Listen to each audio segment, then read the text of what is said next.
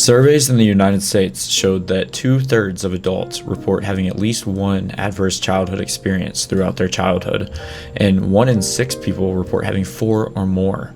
Adverse childhood experiences are experiences like abuse, neglect, divorce, witnessing violence, substance abuse, mental illness in the family, and they can cause things like PTSD, anxiety, trouble with sleeping, focus, self-esteem, self-worth. They can cause you to dissociate or have trouble developing relationships. And now, childhood trauma is obviously not the only type of trauma, but because it is such a common thing for people to experience and it has such a vast range of impacts on you, I think that it's important to make a safe space where we can talk about, like how deeply and in different ways these experiences can impact you and impact your development as you go into adulthood, because there are so many similarities between the ways that those sorts of childhood experiences and other forms of trauma can affect you. I kind of want to talk about it. I personally experienced a lot of more of the childhood trauma, side of it, and but I think a lot of people can potentially relate to some of the things that I experienced as a result of that. And I just kind of want to talk about ways that I know that affected me going into adulthood and, throughout my teens, and the ways that I've started to notice those things and kind of grow from it. Now, this isn't going to be like a scientific, research-backed video. I just kind of want to talk about what my experience was like, anecdotally. And my little sister that I grew up with, who's 5 years younger than me, visited recently from out of town, and we talked about a lot of similar things that we both experienced. It was really awesome, honestly, because she's younger than me, so she's experiencing some of these things that I've been experiencing through the last few years. And we kind of talked about, how vastly the things that we experienced as kids impacted us, and how we're kind of slowly starting to recognize them through experience, through having relationship experiences or struggling with responsibilities or things throughout life, and kind of recognizing the fact that, we hold ourselves back in certain ways, or we're doing certain things to cope still with things from our childhood. And it's like a back and forth. So in this video today, I want to kind of talk just a little bit about what that back and forth looks like for anyone who does struggle with having experienced childhood trauma. So I guess really this video is going to end up being a rant probably, but I'm just going to kind of talk off my head, about the things that are on my mind from what I talked to my sister about. One of those things is the fact that when you experience growing up with somebody who puts you down or doesn't give you the opportunity to be yourself and to make your own decisions and to believe in yourself, when you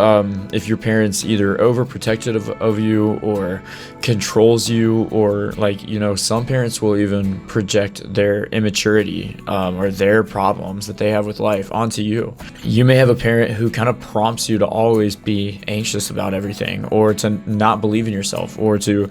catastrophize things, or who prompts you to be overly cautious about things that you shouldn't be overly cautious about, or who convinces you that you're not capable of doing things, that you set your mind to, that the world is too big and dangerous and against you to be able to conquer and achieve your goals. And that's something that my sister and I experienced. And if you have a parent who says those sorts of things to you, or who tells you that this idea that you have is ridiculous, or you can't do that, or it's not worth your effort, those sorts of things are so detrimental to you, because it puts in your mind that you can't do certain things that you want to do. It puts in your mind that you aren't capable of achieving your goals, or committing to your hobbies, or really achieving anything, even if in the moment, throughout your childhood, you think to yourself, you're fighting with it. You fight with whatever they're telling you. No, I can do it. There's no reason not to. There's no reason not to believe in myself. I mean, in the moment, a lot of times you're forced to just give up whatever you want to do because you're reliant on your parent. And then even later in life, when you are independent and you live by yourself and you have the opportunity to kind of make those things happen on your own, you for some reason still end up doubting yourself, because you're thinking I can't do it. You have these voices in the back of your mind that are like, that's ridiculous, or it's going to be overwhelming, or you simply can't visualize how to see a process through to the end because you've been told so many times throughout your childhood that you can't do it, and you never got to see what that process looks like. And so I guess what I'm really trying to say is that the way that a parent kind of smothers your opportunities or your ability to like get out there and explore extracurricular activities or hang out with your friends or just be adventurous, like do different things in life, like go on trips or take up new hobbies or try new things, or even especially if they belittle you or they tell you like you shouldn't have faith in yourself or overly criticize you. Those things have a really profoundly negative impact on you. And like you might not realize it, but even if you're an adult now and you've gotten away from them and you live your own life now, you may still struggle with having faith in yourself or with pursuing and genuinely making progress towards certain goals or things that you really want to do, or believing that you can do them. And if that's you, if you're in a situation where you struggle with those things and you struggle with having faith in yourself, I just want to tell you to realize that those voices in your head that tell you that you can't do it aren't your own voices. Those are from someone else. And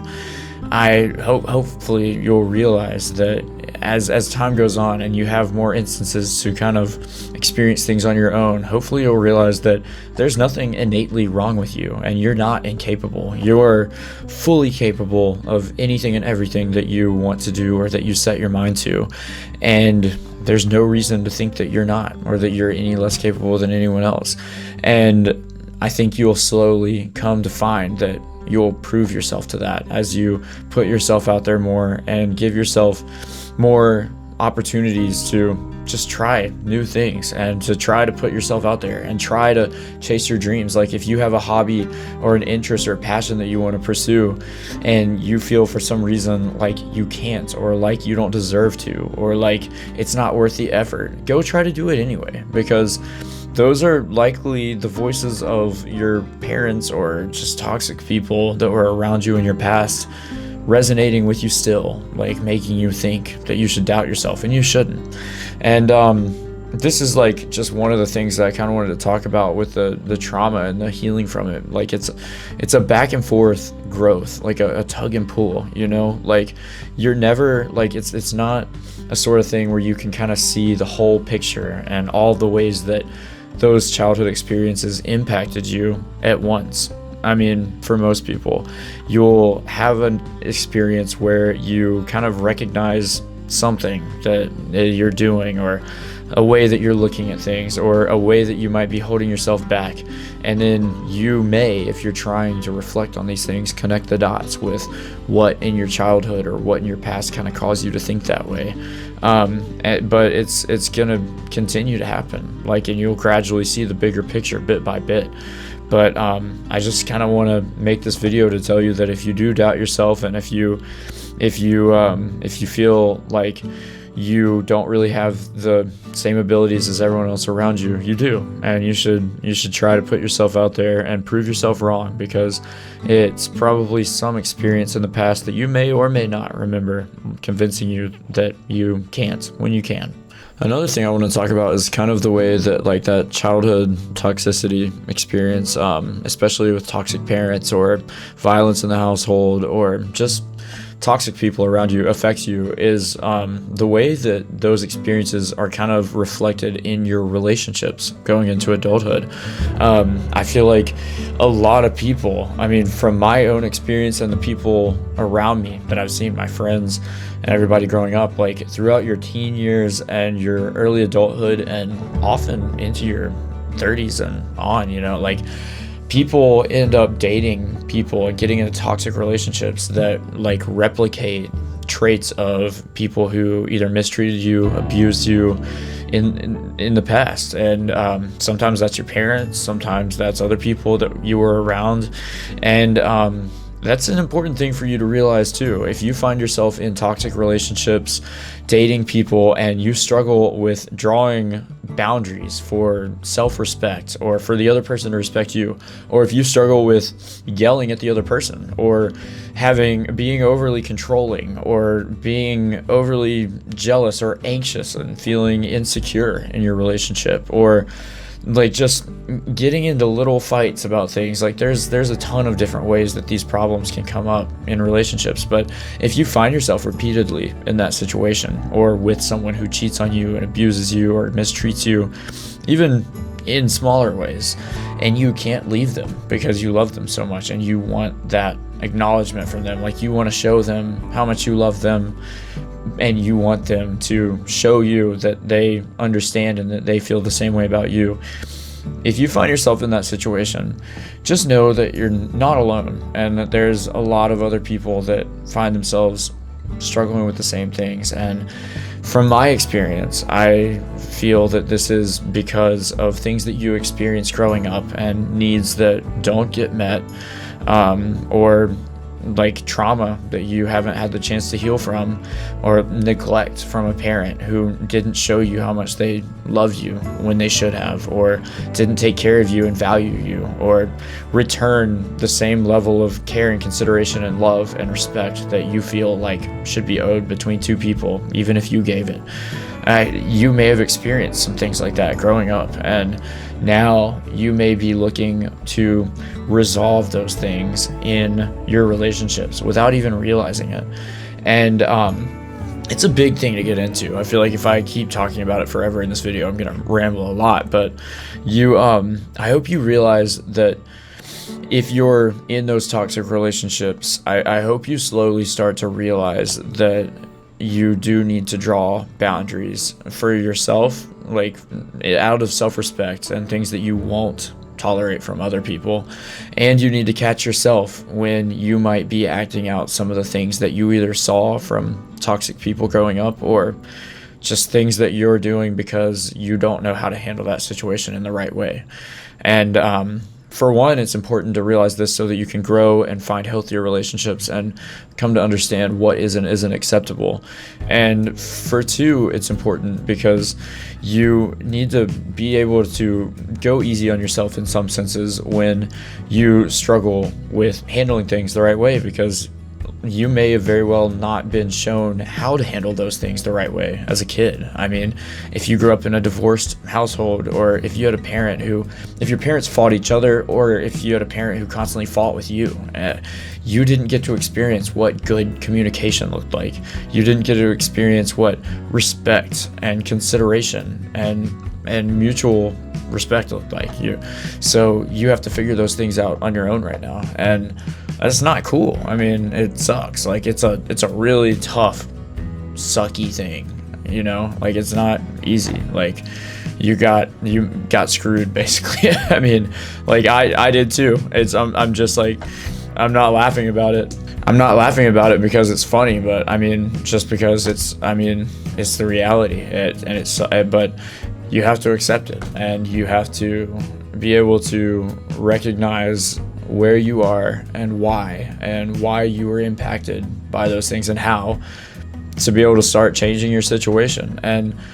genuinely, from the bottom of my heart, if you did experience those things growing up and you're struggling with those things in your life now, I'm sorry. I know how hard it is, and I'm really sorry that you have to experience that. But also know that it is going to be okay, and it might take a lot of work, but you need to do that work, and it's going to pay off, and you're going to quickly become much more mature and resilient and well developed than a lot of the people around you. And ultimately, you're going to be a lot stronger than a lot of the people around you, because you have survived and experienced hardships that are so far beyond what so many people around you have experienced and will probably ever experience. And so you should value that in a way, as weird and messed up as it sounds. But aside from that, just have faith in the fact that things can look good in your future. And if you do struggle with that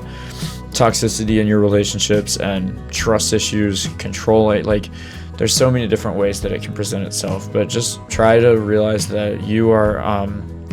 in a lot of ways maybe projecting something that you need to work through from your past, maybe an unmet need, or the need for self-love especially is a big one. It's a really common thing to look for the love and reassurance that you need from someone else, when in reality you need to learn to love yourself and learn that you're okay and that you're more than enough as is, and that you can love life and you can find things that are beautiful about life that are going to make you happy and fulfill you, and things that will give you that joy on your own, just purely out of your interactions with the world around you. And when you do find someone that you love or that you want to be with, they should supplement your life, and you will find someone that loves you for you, and it'll be a beautiful thing. But you shouldn't